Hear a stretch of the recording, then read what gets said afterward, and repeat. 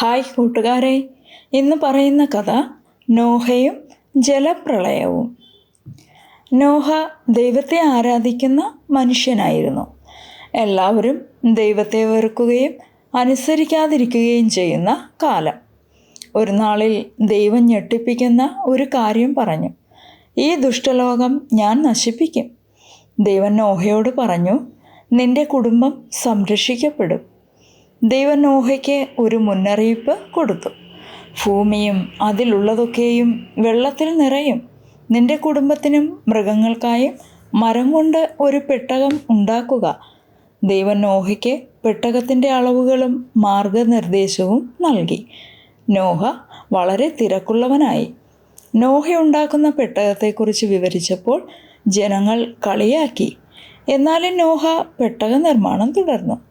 അതേസമയം തന്നെ ദൈവത്തെക്കുറിച്ച് പ്രസംഗിച്ചു. ആരും ശ്രദ്ധിച്ചില്ല. നോഹയ്ക്ക് വലിയ വിശ്വാസമുണ്ടായിരുന്നു. പെട്ടകത്തിൻ്റെ നിർമ്മാണം കഴിഞ്ഞു. സാധനങ്ങൾ കയറ്റുവാൻ തുടങ്ങി. ഇപ്പോൾ മൃഗങ്ങൾ വന്നു. ദൈവം 7 വർഗത്തിൽപ്പെട്ടവയെ കൊണ്ടുവന്നു.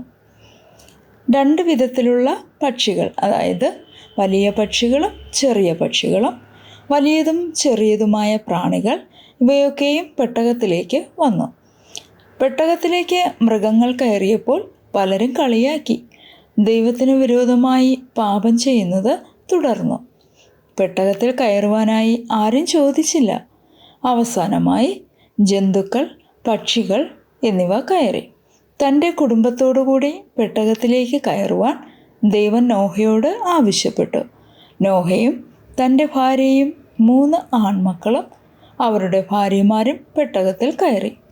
ദൈവം വാതിൽ അടച്ചു. മഴ പെയ്തു. 40 രാവും പകലും മഴ പെയ്തു. ഭൂമി വെള്ളത്താൽ നിറഞ്ഞു. പട്ടണങ്ങളും ഗ്രാമങ്ങളും വെള്ളത്താൽ നിറഞ്ഞു. മഴ നിന്നപ്പോൾ മലകൾ പോലും വെള്ളത്തിനും അടിയിലായിരുന്നു. മൂക്കിൽ ശ്വാസമുള്ള എല്ലാവരും മരിച്ചു. വെള്ളമുയർന്നപ്പോൾ പെട്ടകം പൊങ്ങിക്കിടക്കുവാൻ തുടങ്ങി. ഒരുപക്ഷെ പെട്ടകത്തിനകത്ത് ഇരുട്ടായിരുന്നിരിക്കാം.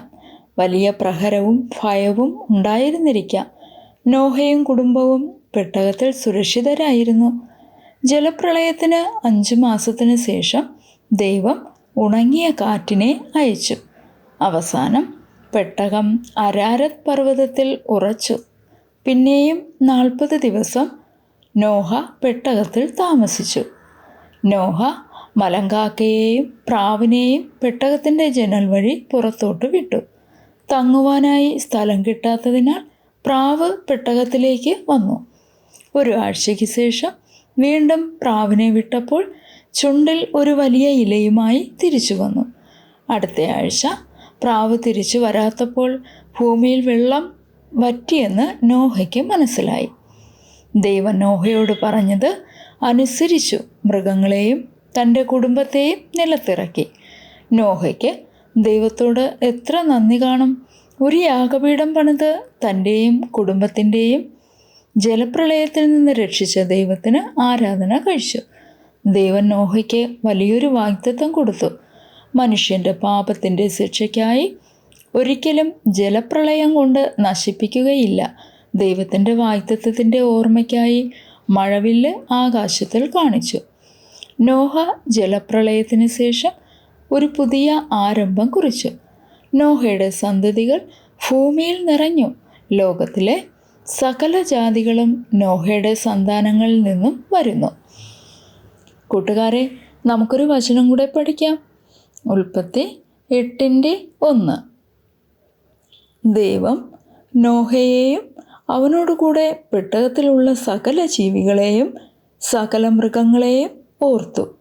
ദൈവം ഭൂമിമേൽ ഒരു കാറ്റ് അടുപ്പിച്ചു. വെള്ളം നിലച്ചു.